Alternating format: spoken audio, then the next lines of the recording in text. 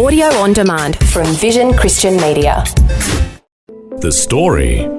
It was quite an emotional morning, and it was full of trepidation. So many things we'd been told about how the baby could be deformed, how just funny things that go through your mind that can be so scary because you have no idea how to respond or how to feel or what the outcome's going to be.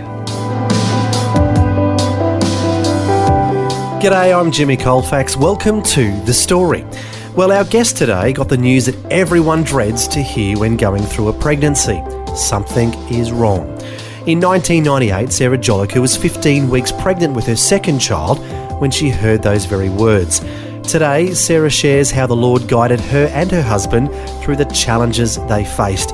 She's chatting with Eric Scatterbo and Samantha Jackal in our Melbourne studios.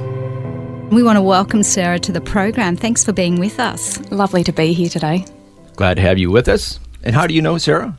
Yeah, look, Sarah and I, our friendship goes back over 20 years. I met Sarah at church, and from there our friendship developed.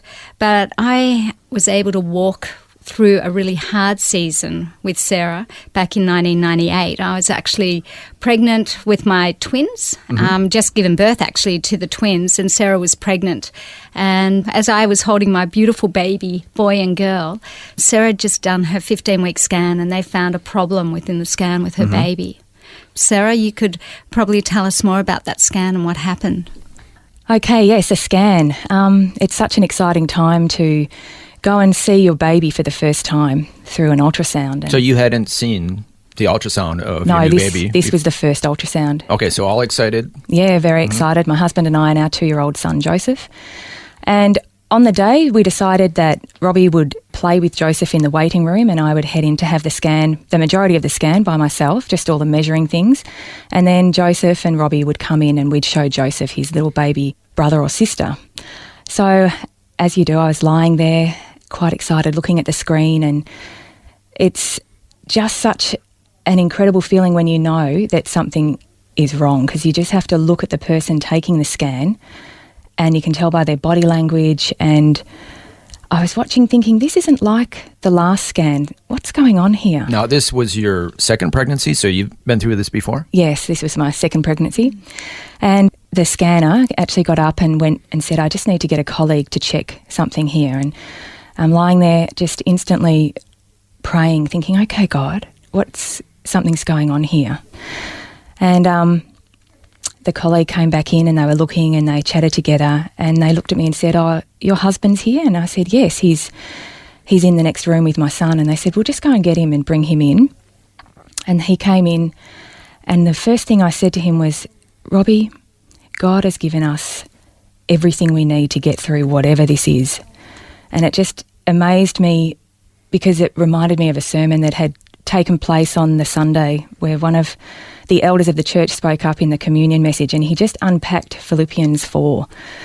And he just spoke about how God is there through thick and thin. He must have been unpacking scriptures like, I can do all things through Christ who strengthens me. Yep. And it was just the word of God that I hung on to. It was like God had given us a word that previous Sunday. Yeah, and I can remember that time. I was so excited that Sarah and I were going to have babies together. I had my twins, and I think I probably tried to convince her she was having twins as well. And knowing the day that she was having that scan and giving her a call at home, and her sister answered. And I was asking how the scan went, and her sister's reply was, it didn't go good, Sam. Haven't you spoken to Sarah? And thinking, oh no, what's happened? And from there, you know, what did happen unfolded, and watching Sarah having to walk this road. Well, you got me curious now, but let's go back to the room. Did they come back and tell you?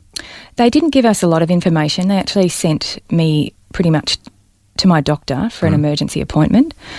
And so from there... That's all they told you? Yeah, they didn't go into a lot of details. And so my husband and I decided that I would go back to the doctor and he would take Joseph, our 2-year-old, back home. He was getting restless and he needed to go to bed. So we just thought, right, I'll go to the appointment by myself. So you went straight there? Yeah. Okay, so at this point, a lot of things are going around in your head. Yeah, a lot of things were going around in my head. Yes. Like? Just, okay, what is this? What's happening? What's wrong with my baby? Because there's obviously a very big issue that's taking place. Yeah. So you arrive at the doctor's. And my doctor started talking about, it looked like it could have been a molar pregnancy. She mentioned something about a twin molar pregnancy, which I don't have a lot of information on because it actually worked out that was not the right diagnosis. And she said to me, Sarah, you're going to have an abortion because a twin molar pregnancy can actually affect the life of the mother and you could die. Now, my response to that was, oh no, I won't be having an abortion. And she responded, yes, Sarah, you will. And my response back was, no, I won't. And she was, yes, Sarah, you will. And we had this sort of toing and froing. And she made me an appointment for another scanner, a proper scanner in the city. And that was the end of that doctor's appointment. I went home and my husband and I went to the scan that afternoon. Wow, this is all happening very quickly. Yeah. In actual fact, even just looking back on it, it seems a little bit unreal. I got home, I was a bit of a mess, and I instantly phoned our church's prayer line and, just knew people were praying. People were praying for me, for my husband, for our family. Yeah, and my husband and I, we took a big deep breath and made our way into the city for our next appointment. I was just going to say, here you were expecting joy. Yes. I mean, seeing your new baby for the first time, and then to go from elation to the worst kind of news you could, you might die, your baby, there's something the matter. I'm just trying to process all that. And here you, Samantha, you're, having the joy of the pregnancy by contrast. Yeah. Here I have got two beautiful little babies I'm holding now. And wanting that for your friend. Yeah, and wanting that for my friend. And hearing, at this point I haven't spoken or seen Sarah, but knowing something's really wrong and not understanding. How could I have two and my friend be suffering with whatever the outcome of this scan is? Okay, we're going to hear more of your story and what comes next, but I thought it would be good to back up at this point and find out a little bit about your background and what led up to this appointment. We already know at this point that you're good friends with Samantha, but obviously you had a faith at this point in your life. What is your background? I was born and raised in Balnarring on the Mornington Peninsula, and I came to know Jesus when I was 21. So I was a relatively new Christian when this was taking place. So when she said, you will abort, that was against your faith, obviously. Yeah, very much against my faith, yes. And I think also just the fact that there's life in your womb. As a mother, something really rears up and everything in me just wanted to protect this baby completely. Yeah. So you and Robbie head into the city to have your ultrasound, the second one for the day. Yep. And what happens at that ultrasound, Sarah? Well, amazingly and thankfully, we're given the news that our baby is not a molar pregnancy. It's actually Potter's syndrome or renal agenesis, which is... Okay, you're going to have to explain these because I don't know anything about either one of these. So, unfortunately, our little baby had developed no kidneys. So it was a bilateral agenesis, renal agenesis. So there's no renal system, no kidneys, no ability for the baby to urinate. And the urination is what creates the amniotic fluid, which is what the baby sort of breathes through and drinks, and that's what helps to develop the lungs. So we were told on that day that there was absolutely no chance of our child surviving birth. And some of these children don't actually survive the full-term time in the womb or even childbirth due to the fact that there's no amniotic fluid there to protect the baby through pregnancy. It was devastating news. Mm-hmm. Is it dangerous to carry to term? No. There was no danger on my life whatsoever. So, we continued on with our pregnancy. And you and Robbie both felt to continue on with the pregnancy. Yes, absolutely. You didn't have any conflict about that? No conflict. Couple? No. Yeah. Yeah. And as a friend watching, I mean, it was, for me personally, it was devastating. Like I said, I felt this overwhelming sense of guilt. My friend finds out that her baby's not going to survive. And I've been blessed with two babies. So it was incredibly hard, but in it, Sarah showed this incredible grace of knowing that she wanted to carry her baby. And you had a faith that was incredible to watch, your faith grow and you walking out your faith. Thank you. And I think the big question here is, what do you do in this situation? All of us here have a strong faith in the Lord, and we want to honor him in all that we do. And you've just been told that the baby that you have inside of you does not have all the required body parts to live outside the womb. Yeah. So you pretty much know, barring a miraculous miracle, that this baby is not going to live long, if at all, outside the womb. Yeah. So what do you do in that situation? What is the most God-honoring way to proceed from this point?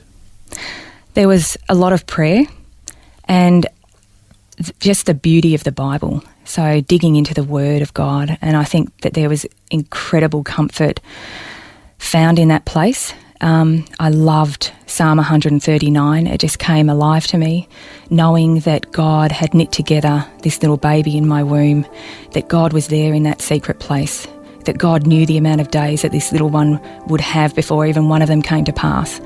God became incredibly real to us through this whole pregnancy.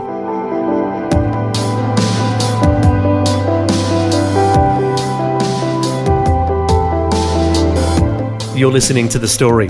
Today, Sarah Jolicoeur is sharing her story and the challenges she and her husband faced during her troubled second pregnancy.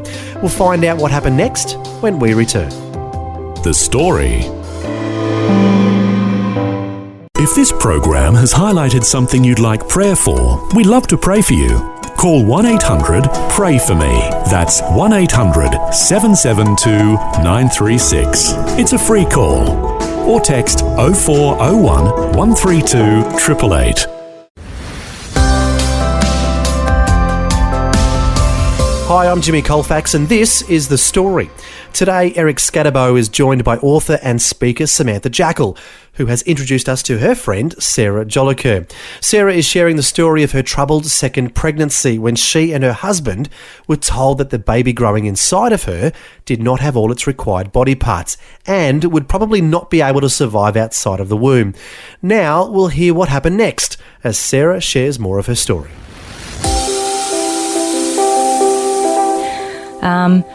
It is a very difficult place because it's just this balance of faith. God, how far should I go with my prayers? I want to pray for the highest. I want to honour you with my highest prayers. Do I pray for healing? How do I pray? Do I set up the baby room in order to bring home a baby? Would that be showing you that I have faith to know that, because I read the Bible, I knew that God can bring life to the dead. God can do a creative miracle in my womb. God can do anything. And yet there's that other side of that. Oh, but what if he doesn't? Because sometimes he doesn't bring about creative miracles. And, okay, God, I want to honour you in this. How do I do that? And it was just praying and digging into the Word. I loved Scripture, loved it. And meanwhile, society is saying, you don't have to go through any of this. You can just abort this baby. Is that what the medical community was telling you? Yeah, that's what the medical community would tell you. But in that place, as a Christian, the onus is on us. We have to know, what is it that God would want us doing? I want to honour God with my life. And so that would be for me to follow God through the narrow path and not follow society's advice. And then during this time, you still have to do life. You've got a little baby at home, or a 2-year-old, a toddler.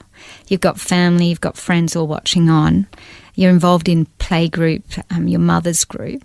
What were the reactions of your friends and those in your family at this time? I was involved in a beautiful mother's group, a very supportive group of women that we met. We all met when our babies were, our first babies were a few weeks old. And the majority of those women were really supportive and really lovingly, one of them was a doctor, they lovingly walked me through each day, each week we caught up. So how did your church family support you through this time?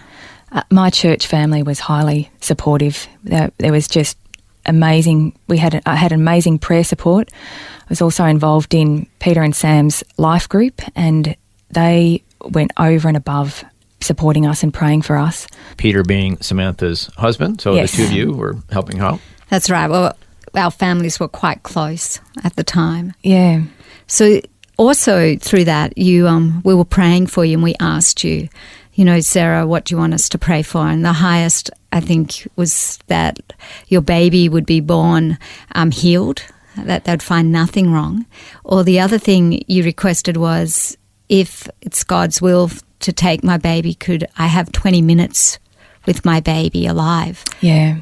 I was told that, as I've said before, that there was a chance that the baby would be born stillborn, or he would die through labour.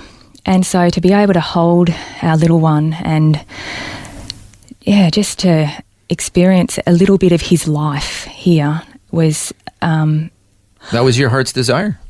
Yes, it was my heart's desire to experience his life. Just for 20 minutes? Yep, yeah. So your church family and your family are all praying for you at this time, and then the day comes when you go into labour. What did that look like for you, Sarah? It was quite an emotional morning, and it was full of trepidation. So much going through my mind, so many things we'd been told about how the baby could be deformed, how just funny things that go through your mind that can be so scary because you have no idea how to respond or how to feel or what the outcome's going to be. I remember the midwife actually suggesting to me, come, look, his little head is crowning. You can put your hand down and you can touch his hair. You can feel his hair.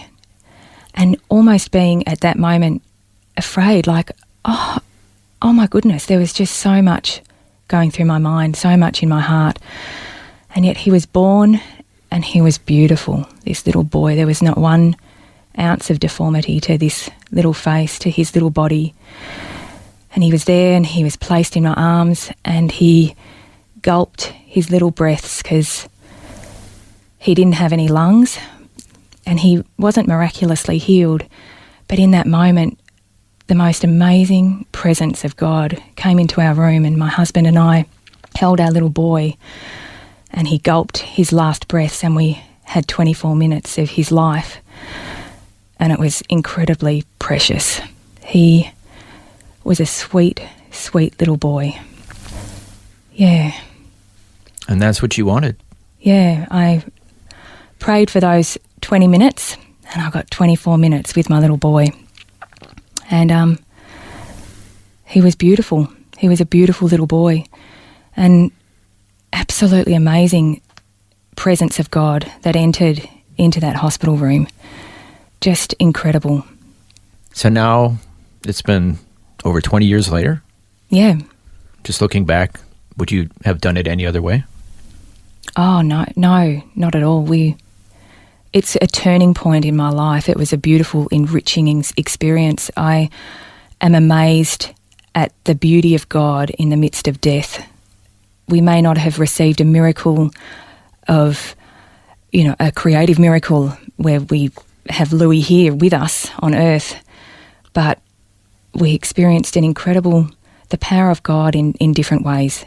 God was so alive and so real. He carried us through a time of grieving, and he revealed himself to us in a beautiful, beautiful way, a tangible way.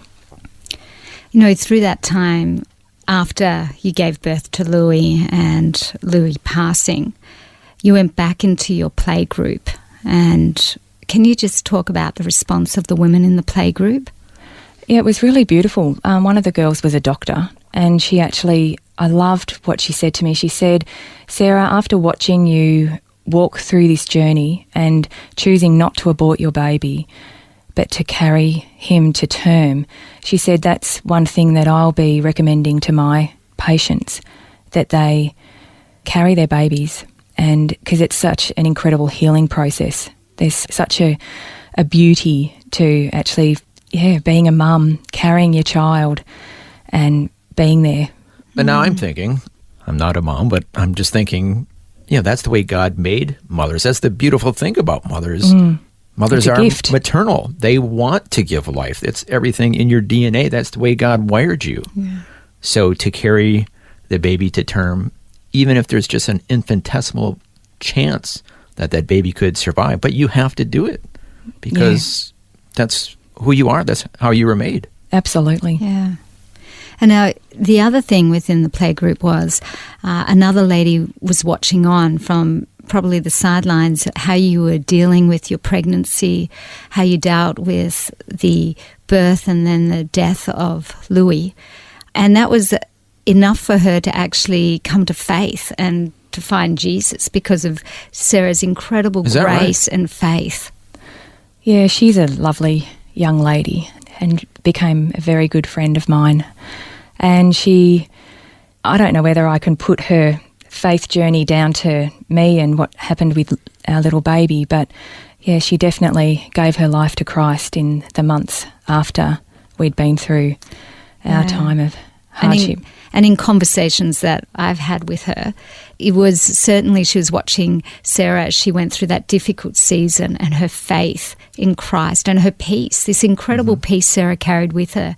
It was astounding as a friend watching on. She held herself incredibly right through. She was dignified right through, but she had this incredible peace that you could almost smell. She just walked with this peace in her heart. And I think that fragrance you carried, which was Christ, certainly touched many lives, especially your friends and those watching on. Yeah, that's very interesting that there's two parts of this. There's what you went through, and as you shared, it was very healing for you. But then as Sam's sharing, you didn't do this in a vacuum. There were people watching how you were handling this, and that brought glory to the Lord as well. Yeah, it's quite an incredible thought that, because it's not something that you're at all aware of when you're walking through tough times. But I can't take any credit for that either, because I truly believe the grace of God is absolutely amazing when you choose to step into it. God's grace, He graces us in times of need, especially, deep times of suffering. His grace is real. So your life now, Sarah, you're a mum of two beautiful children on earth and, of course, Louis in heaven. Your husband and yourself have this incredible family. Do they know about Louis? How did you introduce Louis to them, your family, your children? Oh, yes. Louis is a big part of our life, especially at the start. Joseph came in and met Louis on the day of the birth, maybe a few hours after he died. My family came in and we all held Louis, and we've got photos of Joseph holding Louis. And every year on Louis's birthday, we will either gather together as a family or, Robbie and I might just gather together and we'll open all the cards that we received over that time. Eric, one of the big things that really surprised me with Sarah's story is that she had a choice in her story. And that choice was either she could become bitter and angry at God, or she could lean into God and her faith strengthened. And as a friend watching on, there was absolutely no time that I saw any bitterness or anger towards God upon her. She certainly leaned into her faith and had this incredible relationship with God, this incredible foundation that she was able to share with all of us. I mean, it was one of my saddest seasons, but one of the most beautiful seasons watching my friend go through this and her commitment to Jesus all the way through it and the way she held herself. Yeah, it is interesting that it is a choice. It's a fascinating choice. There have been times on that birthday day, there was one year, maybe 7 years ago, and I was alone. It was Louis's birthday and I'd pulled out all his beautiful cards and we have a little blanket and just all the things that remind us of him. And I sat there and it was one of the first times I actually thought, I could just weep and mourn and wallow. It was a time where I just and it almost felt nice, the sort of wallowing and, just feeling sorry for myself. And yet in that moment it was like, hey, no way, you have such a choice here. You can lean into that aspect of wallowing and self-pity, or you can look up and recognise the beauty in a situation and the wonder of God's grace and step into that and live that out. And yeah, I found it fascinating, just the choice on that day. Like, wow, what are you doing, Sarah? What are you doing? It's almost like you could slide into it, slide into the wallow. It's like, no, I'm not going to go there. I need to step into the grace. Sarah, thank you so much for sharing your story with us today. You're very welcome. That was Eric Scatterbo chatting with Sarah Jolicoeur, along with her good friend, author and speaker Samantha Jackal. And we trust that Sarah's inspiring testimony will bless many others who are walking through or have walked through a similar journey. It was great to hear how, even though Sarah and her husband were facing some extremely difficult challenges, they never gave up, trusting and relying on their Lord. As it says in the Bible, whoever dwells in the shelter of the Most High will rest in the shadow of the Almighty. I will say of the Lord, He is my refuge and my fortress, my God in whom I trust. He is always there for us, no matter what the circumstances. Well, thanks for joining us for Sarah's story of cherishing human life. I'm Jimmy Colfax, encouraging you to share your story with someone today. Thanks for taking time to listen to this audio on demand from Vision Christian Media. To find out more about us, go to vision.org.au.